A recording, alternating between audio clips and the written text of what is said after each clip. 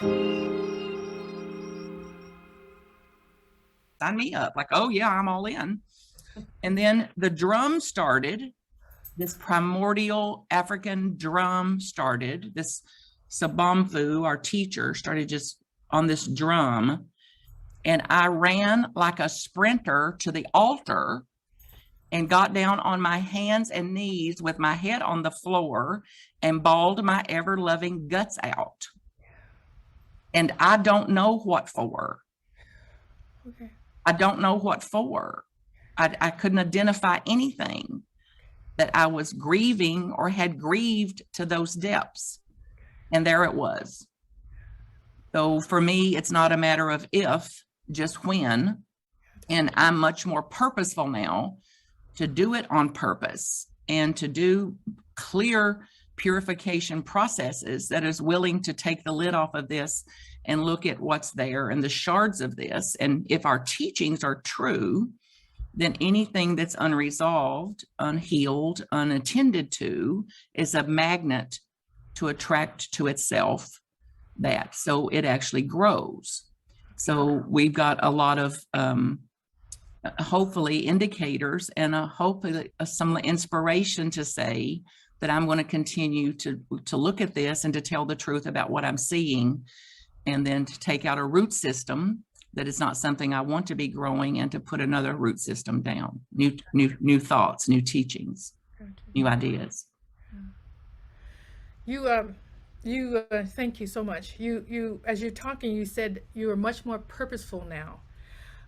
Talk to us about that. What does that mean? You're much more purposeful about defining it, finding it. What are you much more purposeful about, and how are you purposeful? Well, being authentic about it, telling the truth. I'm also with people that I trust and I believe have some trust with me, being able to say, I want to take a look at this with you if you're open to, or I know the pain of denial, and if you want to look at that, I'm open to that. I'm not as quick to do that anymore because I'm devoted not to take people's hope from them.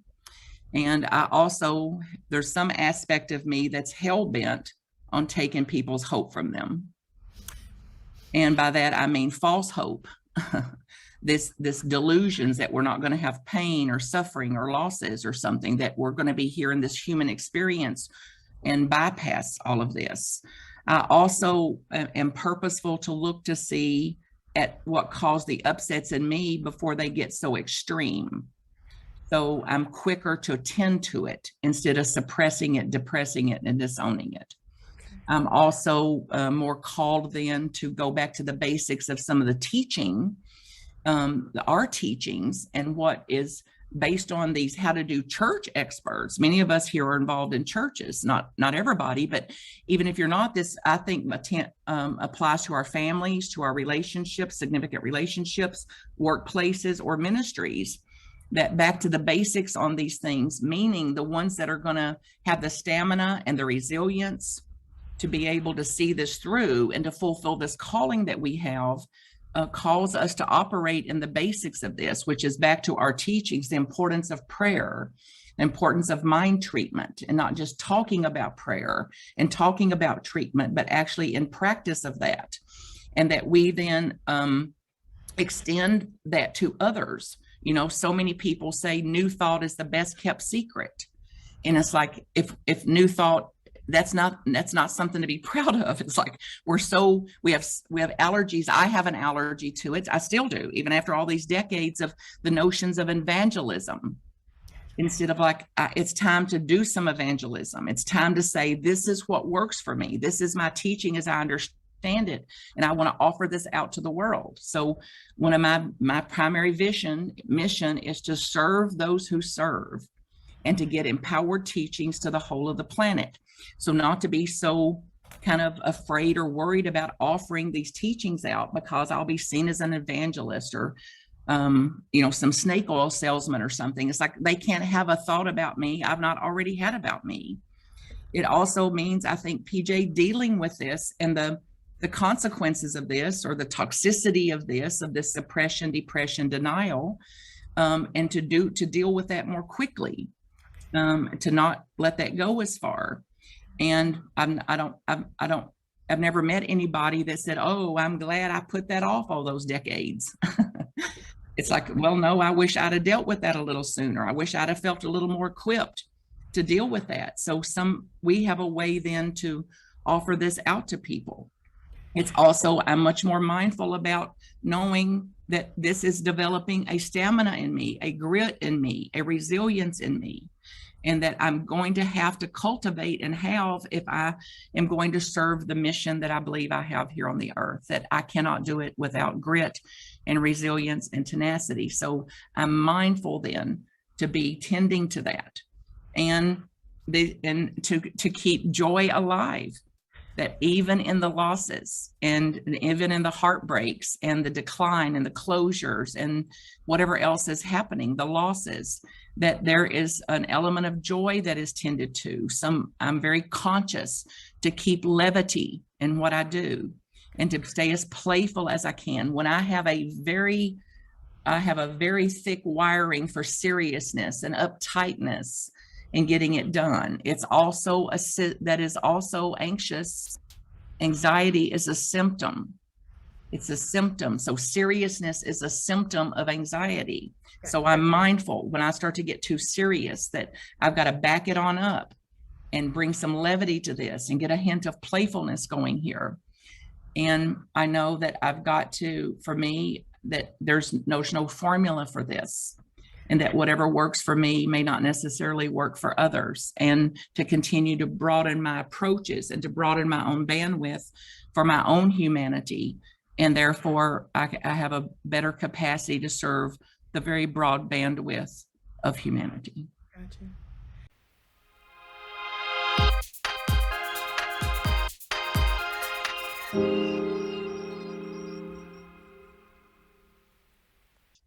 And through my own journey to inner peace, I want peace for the planet. And I am called what they term a subtle activist. I don't go out with placards and I don't demonstrate in front of buildings and, and do things like that. But with my consciousness, my peace consciousness, I am working to bring peace to the planet. By bringing together 8,945 people for peace, I am working towards global peace. And so that's where the number and the name came from. It was staggering to me that you need so few people to shift consciousness. It is staggering. That's 9,000 people, 9,000. And that just blew my mind that is possible. And that if we are radiating peace, and there is, according to the peace study some of you may be familiar with from the 80s, 70s, and 80s, there is a process for radiating peace. But one of the downfalls was that, when people stopped meditating about peace around a certain area of the world, then the crime rates and the conflict went back up. And so I thought, well, what if we were radiating peace more often? What if we were living peace, and peace came from being something that is this abstract to being very practical, and we are living that, and we are healing ourselves, and I believe in the process healing the world, then magic can happen. And so I take this consciousness thing very seriously. We talk about it all the time, we read about it. And I thought, again, let's test this principle. If consciousness really has an effect on the world, then having 9,000 plus 90,000 people, however many, no matter what the number is, if we are all radiating peace, then consciousness has to shift. It has to shift. And the studies, as they continue, are continuing to show that it makes a difference. Your individual consciousness makes a difference. And so as I healed myself and the wounds and the baggage I had from my own family of origin, as I started to gain more peace, more inner peace, I wanted that for the world. I wanted it for other people. And shifting my own consciousness is how it worked for me. And so my programs are about shifting consciousness, doing the work we need to do to heal ourselves at a very deep level so that we are more peaceful every moment of every day, not just when we're sitting and meditating. So thank you. That is just the number is just staggering. It's hard to believe that just that small amount of people, and there's so many people that want peace, but your whole idea of what's the practicality from moving it from abstract, oh, let's be peaceful, to actually how do we do it? So that would simply be the next question. You said that there is a process for radiating peace. Can you share with us what that means and what the process is that you're talking about? So for me, it really was about bringing peace from the abstract to the practical. So that meant in my meditation time and meditating daily and really taking seriously this call to meditate daily and to find a place within that meditation where I feel peaceful within my heart, my mind, my body, my spirit. So that means now I am taking care of myself on a much different level than I ever have before. And so a peaceful body for me is about, do I feel good physically, this physical body of mine, the vessel that my spirit is encapsulated by? And is my environment peaceful? Do I love being at home? Am I peaceful in my environment? Am I peaceful in my relationship? You know, when I took on this initiative, it's interesting when you take things on, suddenly you start to get all these, you're inspired to the kind of work you need to do every single day. And so I started to hear how I would respond to my husband when he would say something. And there are things that automatically would irritate me. And I would think, why the heck am I irritated? Like, what is that? And I know that in my response, I'm not feeling peaceful and I'm not radiating peace to him. Right. And nothing he was saying to me was intimidating or negative or toxic. In fact, and this comes from my family of origin, he was simply asking me, how are you doing? And I would think, why are you asking me that? What, I look like I'm not doing well? And I just kind of like spiraled down from a simple question. And then it made me step back and realize that that was coming from somewhere. That came from watching my parents with each other. They had a very unhappy marriage. They never divorced. They stayed together. My siblings and I, at some point, had a conversation, so we wish they had, divorced.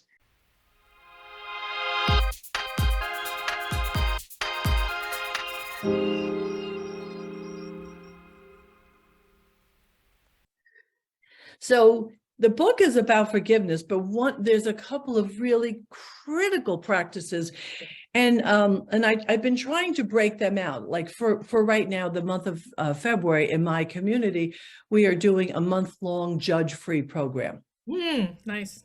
Because one of the things that we often don't realize is that our judgment is an indication to the forgiveness work you're going to have to do. Okay. Because when we don't question our judging, we're not paying attention to the way we set someone up to be against us. And so often we're inviting unkind interactions, and then we have to practice forgiveness. But if we practice judgment and we learn to watch our minds and watch how our minds create stories, and then how our minds create stories that we get attached to and we get righteous about. And all of that activity starts with me looking at someone or something or a situation or politics or measuring the news and finding fault and blame and criticism and judging. And all of that is where I get set up to then have all this emotional reaction, where if I'm practicing non-judgment, it doesn't mean I won't judge. We all judge. We all judge all the time. But I won't judge my judging. And I'll be basically learning to understand the activity of my mind. Got it. See, we want to learn to watch the activity of our minds. And so in the course, in the book, but in the course that I teach also, is one of the first things I do is I have students start from the day they sign up, practicing non-judgment, Very good. because it teaches us the activity of our minds. The other thing is learning to practice radical self-honesty. Radical. I do private coaching. So when I coach, I'm always giving my clients permission to not be nice. Right? Because especially if you take on a coach that's spiritual in nature, you want to have your best face. You want to put your best foot forward. You want to get their approval. And so I try to squash that as quickly as I can, not because I don't really want them to be nice in the world, but because in order to know what's in the way of me embracing the fullness of my life, I need to know what I'm pondering. And so if I'm working with a client, I'll say to them, just say what is. Just tell me what you're feeling without reservation. Just take off all the judgments and the restrictions, so then we know what we're dealing with.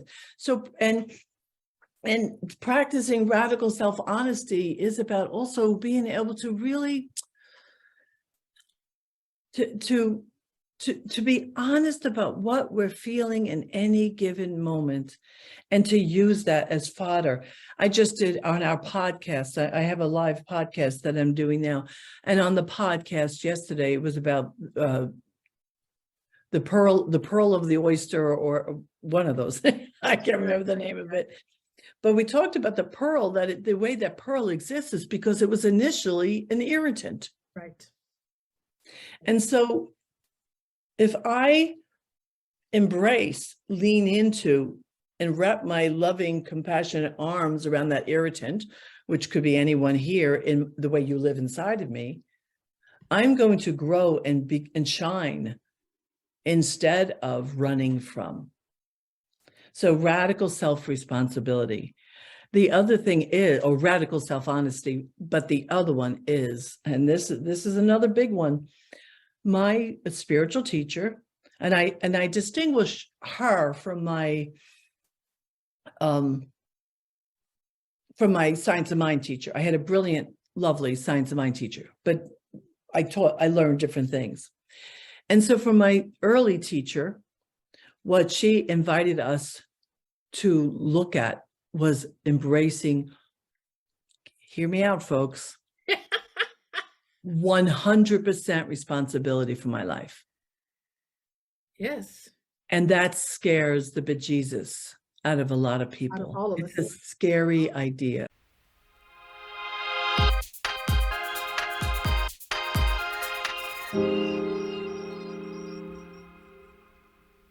To step into, so what does it take?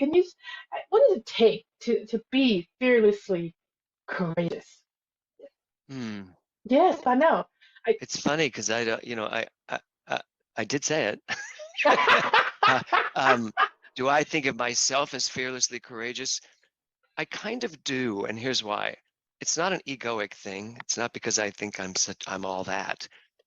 It's because I know I'm all that, and it's not on the relative plane. It's on the absolute plane. When I really get in touch with who I am, and I understand that, as Emerson would say, the oversoul that guides everything is who I am.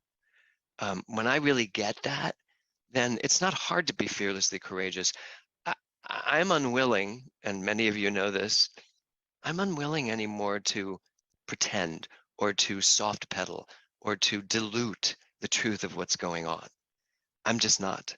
So, the people that have a hard time with me when I say I am God, or I go into that understanding of God, I'm unapologetic with that particular understanding of what God is, because it's me, it's you, it's all of us. And the more people that get in touch with their true divine power, the less people will wander around feeling weak, living in a world of lack, being unhappy. And I'm all about what Thomas Troward said.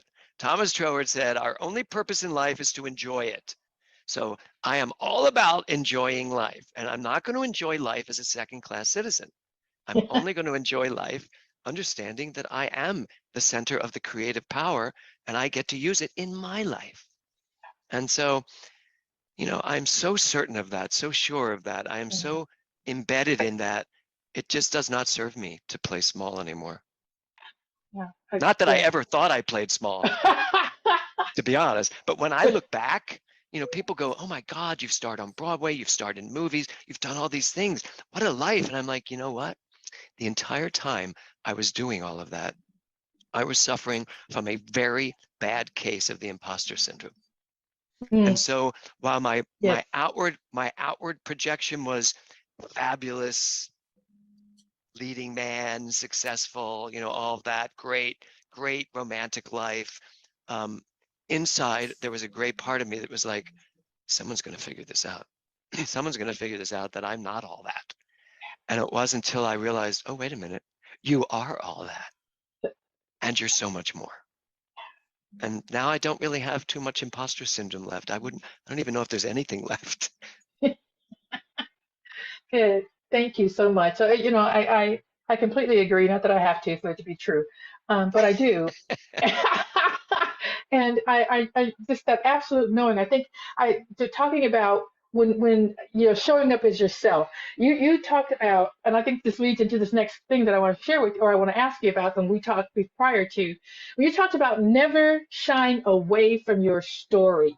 I think that's a part of this, you know, showing up completely as who you are. So talk to us a little bit about that. Well, the importance of your story and why we shouldn't shy away from it. Well, here's what I teach when I teach ministers. We all have stories. Yeah. I suggest that ministers do not share their story unless they have a point of view about it, and that point of view should be inspiring, not catastrophic. So we've all seen the ministers that show up on stage to work their crap out in front of the congregation. And frankly, I don't go to be inspired and want to watch somebody work their stuff out. But if they have a point of view about the stuff that they have worked out, and that's the story we have. And not to catapult quickly into this, but you know, 4 years ago, my story was that my daughter was in a very horrible car accident and was on life support for 5 days. And it happened on a Sunday, the Sunday after Thanksgiving, and I was at home when I got the phone call, rushed to the hospital, and then was there for 5 days. And that was my story at the time. Did I have a point of view about it? Yeah, I had one point of view, keeping her alive. That was my only point of view. And I did not talk to many people. My husband and I we had a congregation that rallied around us, that kept us safe, kept us from having to deal with anyone outside of what was going on in that ICU unit. And then something happened. Well, on the 5th day, we released her. And then someone wrote on Facebook, and I think I shared this with you all at the conference. Somebody wrote on Facebook, I guess you're going to have to think twice now when you say life is unfolding perfectly. And I wasn't angry at that person. You know, here's the other thing. Because of this teaching and because of what I know, I've never had a moment of anger against the girl that drove that car. And she was intoxicated.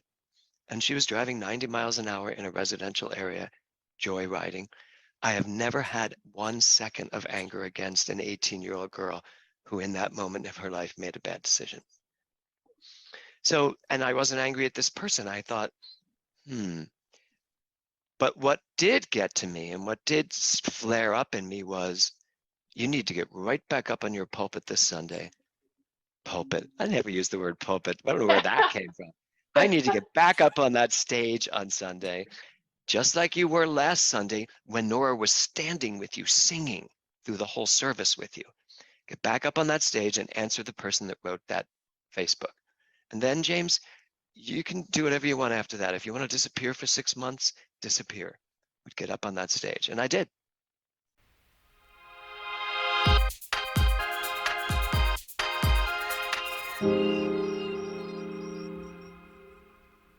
Right? So, Yes. you know, for me, I am of a certain age that I would rather do it easy than have to make it hard.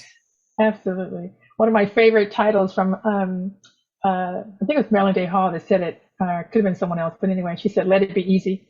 That was her, just let it be easy. And I try to do that with everything, but this visioning process is something that escapes me. I guess I've never gone through it, so I'm going to ask you about that in a minute.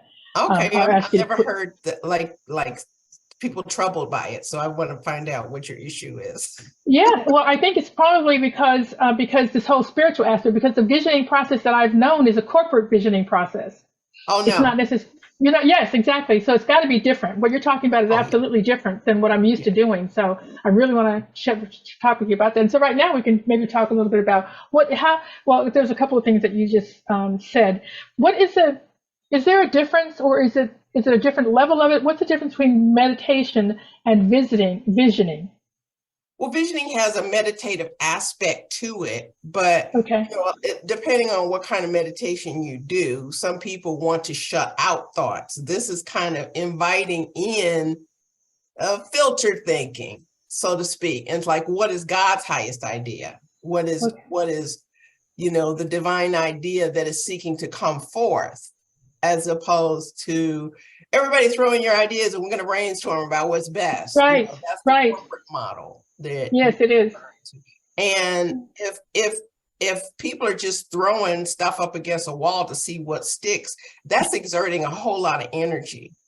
But if you're allowing something to come through in the visioning process, then you're both meditating and receiving information, not just energy, but information that is the essence of who you are, your individualized expression.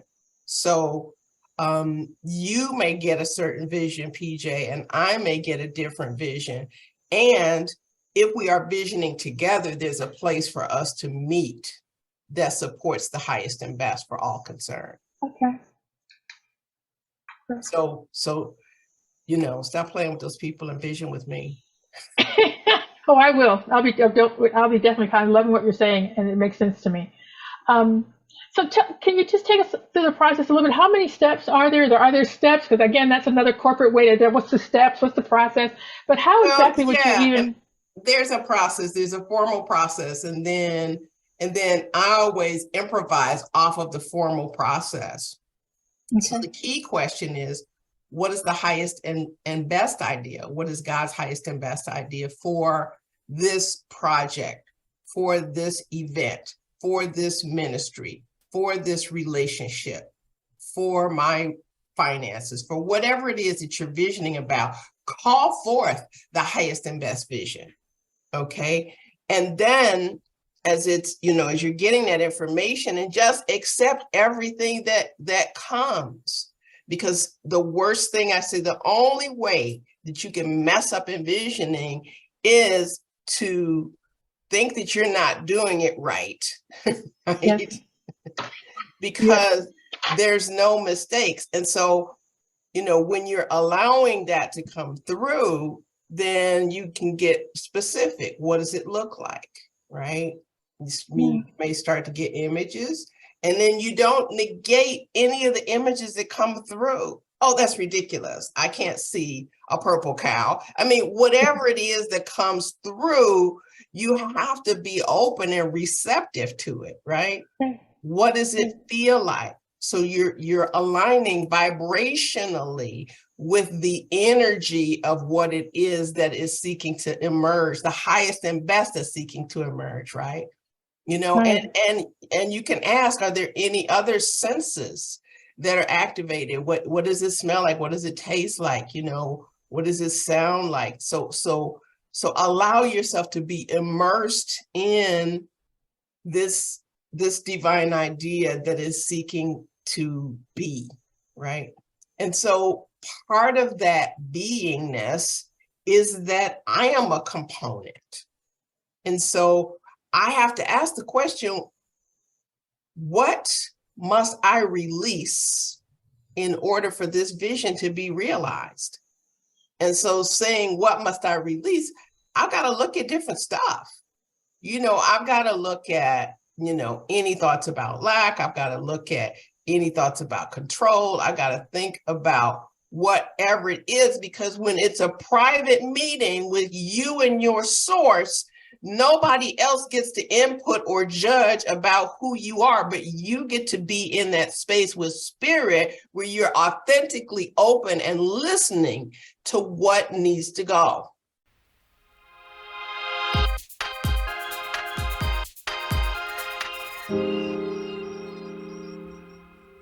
It's been an amazing ride, this whole journey with E Squared. I've just gotten to, I always knew these principles were true. I mean, that's why I wrote about them. But since this book came out, I have gotten probably 1 million letters from people. Really? And it just with these stories. It's just amazing. Like, and they usually start with, oh my gosh, you're never going to believe this. I mean, I hear this over and over and over again. And they send me these stories of, you know, how they realize that there is this force out there that has their back. And people are just, you know, blown away with the results that they get. So that's been really wonderful for me to have met so many people. I've been able to, you know, travel all over the world. I've spoken about my book in the Philippines, in Finland, in Peru. I mean, I've gone all over the world speaking about this book, and it just really hit a chord. It went, I don't know, 40 languages have been translated into, and it just, you know, took off in an amazing way. So anyway, thank you, dude. Thank you, God. Thank you, FP, and thank you all. I like that at the beginning where your very first experience mentions about the dude abides, which is, what is that, from the Big Lebowski or something? Right. I love that. I love that. Yeah. I love that. So tell us a little bit about how did you begin to go down that path? How did you pick the experiments that you chose, and, you know, why did you go down that particular path? What got you there? Well, I feel like, you know, the stuff that all you ministers tell us about, this is important information. We need to know this, you know. And so I guess in some ways it was kind of a con into getting people to try this, you know. It's one thing to read about this or to hear about it, but let's try this out in your own life. So I came up with these experiments and set it up kind of like, you know, with the lab report sheets. And that way people are going to really try this. You know, is there really this force that has your back? Is that true? And, you know, you give it time, you know, 48 hours, I kind of decided to make it quick, but, you know, the evidence that comes back for people. So it just, you know, solidifies these truths that we've known about for a long time. I mean, ever since Jesus said, seek and ye shall find, ask and ye shall receive. So this is a way of just testing it out. So, I mean, like the dude abides, and I try to use kind of funny titles. One of the things I feel really important is we need to make it lighter. You know, like, we're all about seeing the light, right? I mean, that's the light of the world, this beautiful light of the world. And I think we also need to be light. We need to be light in every way. So I made them kind of funny, and I, you know, kind of poked fun at maybe some of the real rigid stuff that happens. I mean, once we think we know something, we no longer are open, right, to what could be. So I think it's so important to stay open. And I think when you're kind of laughing or kind of, you know, not taking it so serious, you leave more doors for spirit to get through. Absolutely. So I think, you know, that's kind of why I have the sort of humorous titles for these experiments. But it's a very important subject, but it's just kind of fun to take it lighter and not to, you know, be so ponderous about it. Absolutely. I know that, you know, when you first start on this path, and it's been a while, so it's kind of hard to get first mind. And some of these experiments helped me to go back and remember what I actually know for sure. And, you know, as I'm talking to people, and how do you know this, or how do you know for sure? I get that question all the time. How do you recognize the voice of God? How do you know that that's not just your ego talking, or any number of things? And just to be able to have some kind of actual experience. So listen, just try it. Just sit and ask this question and see what happens, and see what you hear, see what you see. These are fabulous experiments. So I just really appreciate that you put it in this form that anyone can go and take a look at, and just prove to themselves. So they don't have to listen and just take our word for it. So I really exactly, yeah. Let me take our word for it. No one ever does, but just to have it in such a way that people can just look at this and say, okay, well, here's one experiment. I'll just try it myself and just start believing. One of the ones you did, and I don't even remember if that was what it came out to be, but I remember thinking that it's one about what you focus on, what you focus on grows. And I can't remember what you asked, but what I know for sure is how when you buy a car, you know, and you've never seen the car before, and now all of a sudden you bought the car, and now everybody's got one. And that just hasn't changed at all. So that's kind of one of those things where what you focus on grows. It's like it's already been there, but you've never noticed it, and you're bringing it back into your focus, into your purview. So those are some wonderful experiments that you talked about. So I'm going to go through a couple of the experiments, if you don't mind, unless you have something you want to share or anybody has a question. I'm just going to kind of go through some of them. So the first experiment, you talked about devoting this 48 hours to evidence of knowing this is an all-knowing, all-perfect field of potential. I think that's what you mean by the FP. Right, field of infinite potentiality. Yeah, field of potentiality. So you said ask for an unexpected gift. Talk to me about that. Well, I feel like this, whatever we want to call it, we can call it God, I guess, because we're with reverends, right? But okay, so I believe it is constantly wanting to guide us, constantly wanting to bless us, constantly wanting to interact with us, constantly. So it's not even a stretch to say, okay, give it 48 hours. The thing you have to do is be open enough. And so I think if you're giving it 48 hours, I say don't have any expectations, just let it go. Just open your mind and rid yourself of all thoughts that may deceive, as the Course in Miracles says. Just turn it up. There's no skin off your knuckles if it doesn't work. So yeah, I think, and that's where the Course says, okay, fine, they're paying attention now, so I'm going to give them a gift. And the kind of gifts that people got are just amazing. I mean, I think the truth of it is we're getting gifts constantly. I mean, the sun came up this morning. I mean, the beautiful flowers in our backyard, but it's making us pay attention to this beauty that's always there. And I think sometimes we get so focused. I always talk about possibility state or problem state. And we get so focused on the problems and we put all of our attention on what's going wrong. And there's always a little bit of something that could be improved. But when you start putting your attention on it, it grows. I mean, that problem, that issue gets bigger.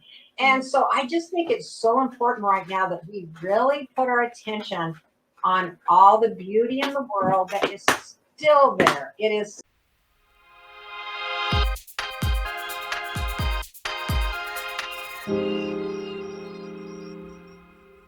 To help families heal and learn. His motto, and I love this, Brock, his motto is love, compassion, tolerance, and forgiveness, leading to understanding. So his topic today is diversity and new thought principles. So I'm going to go ahead and not talk more about that and let you talk on into that, but that is a fabulous topic. And I love the fact that you have looked at it as a gateway to have some difficult conversations with the LGBTQIA plus community. So go ahead and I'm going to go ahead and let you start and share your thoughts and however you want to go. I've got some questions for you, should you not answer all the questions that are on my mind, and if we have time to get through it. Well, I'll try to answer everything that you ask. I'm very honored to be here. Thank you, everyone, for joining us today. And PJ and Bill, thank you so much for asking me. It's a delight to be here, and I love each and every one of you. But talking about some of the things that I hope that we talk about today is the diversity that you brought up, and then my ministry and how it sort of got started, and what I'm doing out there in the world of the unhoused is just as equally as important to me as the diversity that I'm doing. But my ministry's purpose is called Brought Forward Life Ministry, and the purpose is to be a support to the disenfranchised and the struggling and the hurting, and people who wouldn't necessarily actually step into a church. Right. And to help families heal and learn alternative ways, which you said that for me, thank you, of being together when they believe that there's some kind of differences. LGBT is different for some people in their families, or growing up in the South in Memphis, being different was a white person married a Black person, or a Hispanic person, things of that nature. Differences came around. So my passion is to help people learn alternative ways of being together, and that the ethical and spiritual aspects of New Thought is my way of teaching them how to do it. And that when we look to ethical principles and spiritual principles, we can see that we are all one with God. And when we talk about that, when I talk about that in my counseling or in my workshops and seminars, you see people's eyes sort of light up. It's like they've never heard that they're one with God and that everyone is a part of this humanity here. So that's what I strive to do, and that's what I've been doing. And I developed some workshops because I was actually guest speaking at Unity of Vacaville, just up the road, and they have some LGBTQ youth in their congregation. And Reverend Dahlia came to me and she said, help me, because I'm going to have people leave if we don't support them with the program. So that's what started this, actually. And of course, it really started many years ago, which we'll get into, but that's how this came about. Okay, thank you. You're welcome. So just talk to me about, you say that you get together and you talk with them about alternative ways of being together. Talk to us about what that looks like. What does that mean? Well, the most important thing that I try to do when I go into coaching a family in person or on Zoom sometimes is that, first of all, we're setting a safe space here. Everyone has respect for the others. And I talk about seeking to understand, asking questions. You know, when I was younger and I came out, no one asked me any questions. Okay. No one asked me, what's this about? Or how did this happen? Or we don't understand, tell us more.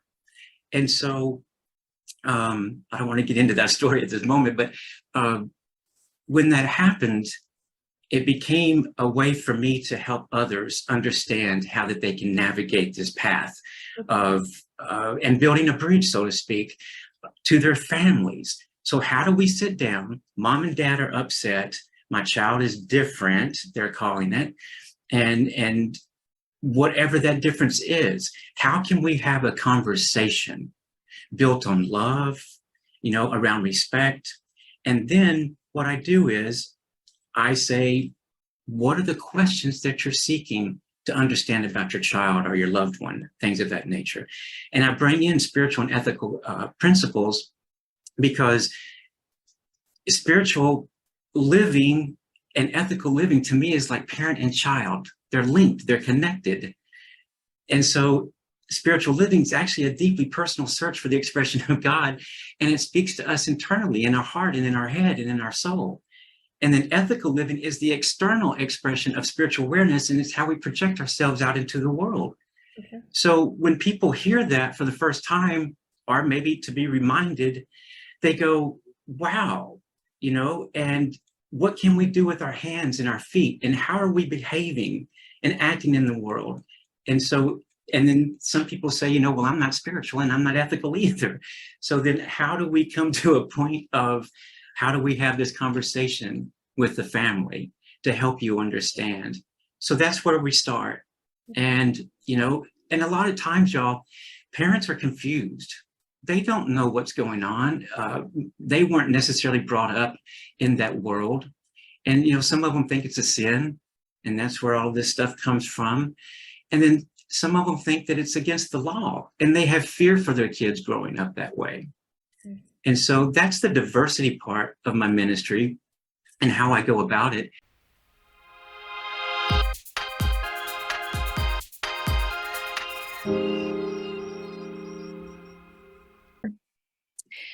And my mom, you know, one of her famous sayings was, well, I guess I don't get the Mother of the Year award. And she did not. She did not. She never got the Mother of the Year award. My mother adopted 4 children, 2 as infants, my brother and me, and adopted my 2 sisters later on when one of them was 2 and one of them was 8. 2-year-old had suffered from quite a bit of physical and emotional neglect, and the 8-year-old had actually been abused physically and sexually. And so it was a big change to our family. I was 6, my brother was 8 at the time. But my mom was always a compassionate person. And I remember early on when I was just so confused by what was suddenly going on in our household, saying, she tells lies all the time and she takes my stuff and she breaks it. And what does this word mean? As I'm like, words I had never been exposed to, I'm asking, what is mother? And my mom, just took it all in stride, fundamentalist Christian that she was, and said, she was, I think, kind of the start of my compassionate path, in that from a very young age, she encouraged me to look at things from another person's point of view. And she said, you've been so lucky, and think about, she hasn't had that. She didn't have anybody to teach her not to lie. So she has to learn not to lie. She didn't have anybody to teach her all these things. And I internalized that in some good ways and some not so good ways. I learned from an early age to put myself always on the back burner and to forgive often before I even allowed myself to be angry in the first place. And so the gifts are always loaded, as you said, those mothers' gifts. And yet I would not trade being a compassionate person. She raised me to be a person of compassion. And I appreciate that. And I can see the gifts of the Divine Mother through all of that, that there is this intuitive sense, this ability to listen, to notice, to not make up your mind before taking the time to allow information, and not just head information, but to allow heart information to inform us before we take action, before we speak, before we respond or react. And I really give my mother, I give her a lot of credit for that, for raising me to be a compassionate person. I was adopted, as I mentioned before, too. And although I was an infant, the adoption agency where I was adopted from said that for the first 6 weeks of my life, I did nothing but cry, and no one could comfort me. And yet, and my parents tell the story of going to the adoption agency and them talking about a baby that cried all the time, and then going, but we didn't know that was the one they were going to give us. And I'm still crying today. As you know, I'm an emotional person. I'll cry at the drop of a hat, unapologetically. But, I've also come to really, really honor my birth mother as someone who had no idea, what she was dropping me into, but who felt that I would have a better chance at a good life than what she could give me. And those have always been my feelings for my birth mother. I've never had a moment of consciously feeling that I was abandoned. I've always felt like it was an extraordinarily loving decision, even more so on the day that my daughter was born. Because I remember she actually had some health problems when she was first born. And so they, instead of, doing the birth plan and putting her on my chest and letting me bond with her, they put her in a machine and flew her in a helicopter to a hospital, to a children's hospital. And I remember thinking how intolerable it was that I didn't get to be with her that day, and weeping and having so much compassion for my birth mother, because the same thing happened to her, only the baby never came back. And so I've always had a great deal of honor for her.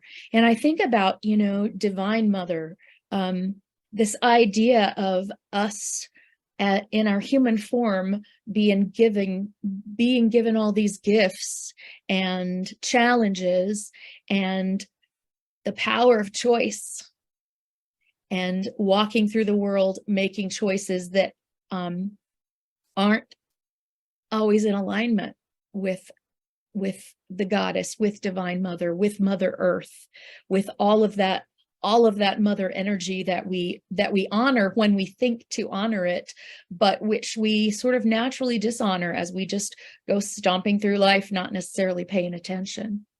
And so one of the gifts of Divine Mother to me is just that attention, learning to pay attention to what's going on.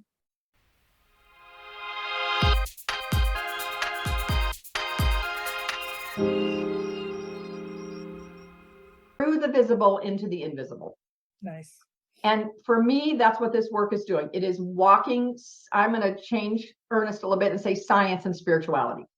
Science and spirituality are being married here. Okay, so what the scientific research is showing us that only 20% of our mental change, which is permanent change in behavior and attitudes and the way we think, only 20% of that comes from insights.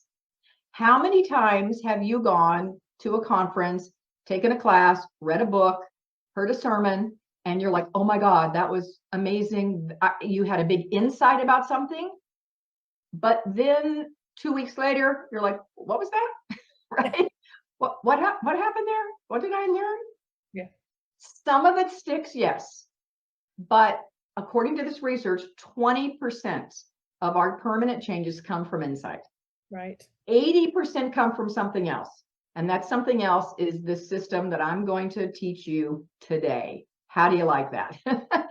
It's called mental fitness. Okay. Mental fitness. All right. And here's a definition of mental fitness. Mental fitness is our capacity to respond to life's challenges with a positive rather than a negative mindset. Sounds kind of new thoughty, doesn't it? It does. Mental fitness is our ability to respond to life's challenges with a positive rather than a negative mindset. And of course, when we do that, we can thrive regardless of what's happening in our lives. We can experience peace of mind and happiness and joy and contentment. We can create healthier relationships, and we can pretty much achieve our heart's desires. Yeah. So anybody want a piece of that? Are we good?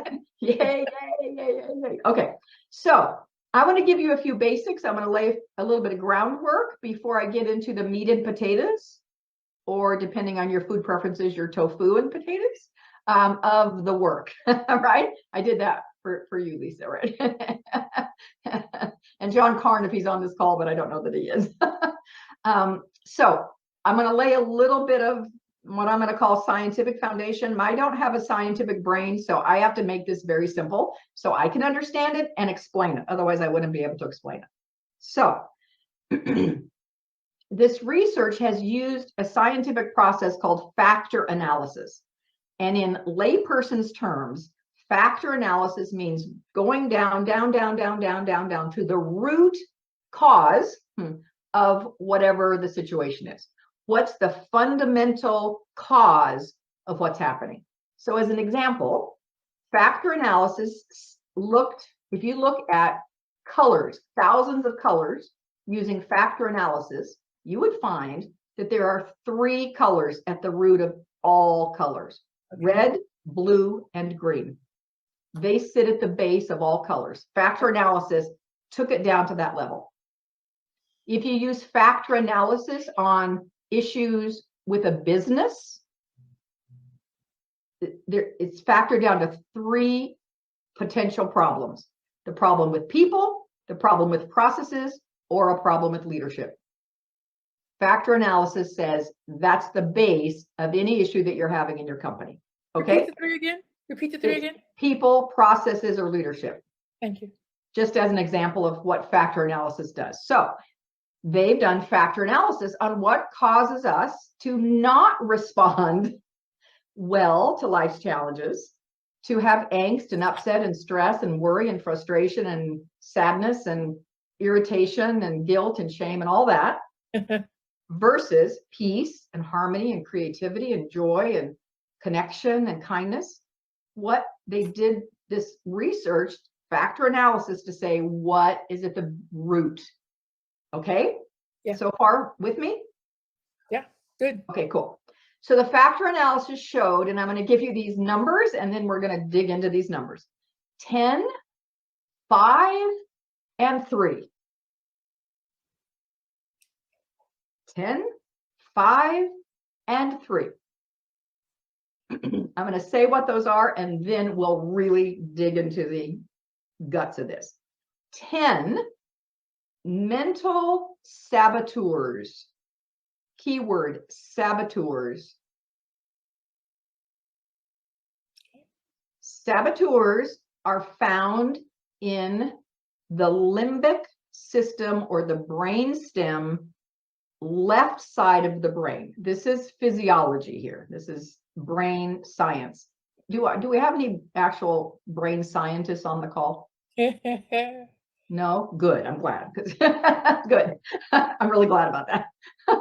So, but that's where this lives. And that, you know, you guys, we all know the survival brain, right? The fight, flight, freeze, or fawn.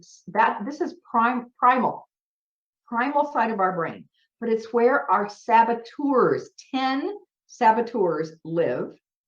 And they speak to us in the emotional language of all these things I've said before: fear, anxiety, doubt, frustration, insecurity, guilt, blame, worry. That's what that side of the brain does. Okay, so that's the 10. I'll dig into the 10 in a minute. I want to give you the overview first. So that's the 10. So there's 10, 5, and 3. So that's 10. 5 is the other side of the brain, over on the right side, which is the middle prefrontal cortex.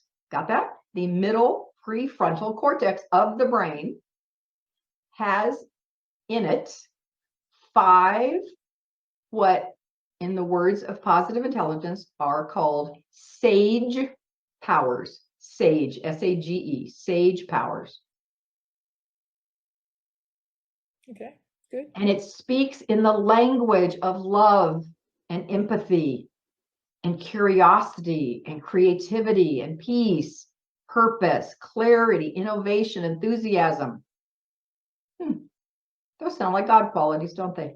Right?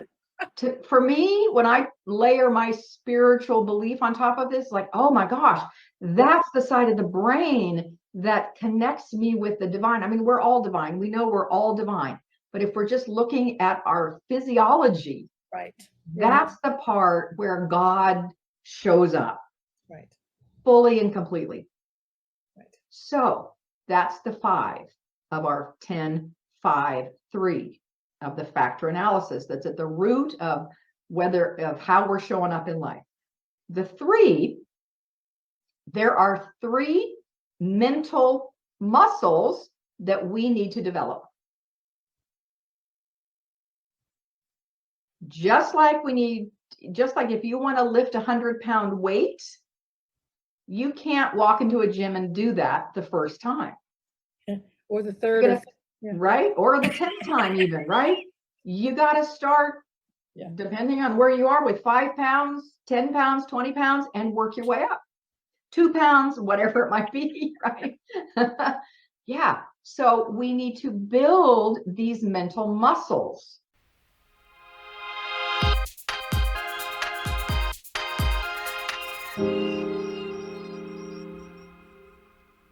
And we have bought into a myth of male and female as being not only opposites, but mutually exclusive, like they are completely separate things. And it's not true. It's not true biologically. It's not true in terms of identity. And we do damage to ourselves when we do not understand this. We do damage to ourselves and to each other when we perpetuate the myth of exclusivity, because it's just not true. Besides being an activist in this for, like virtually my whole life, as was mentioned earlier, I actually have 2 lawsuits in the textbooks around gender identity and sexual orientation issues. But besides all of that, I think when it really hit me the most was when I started doing prison outreach work. Been doing prison outreach work for only over 20 years, going inside of prisons.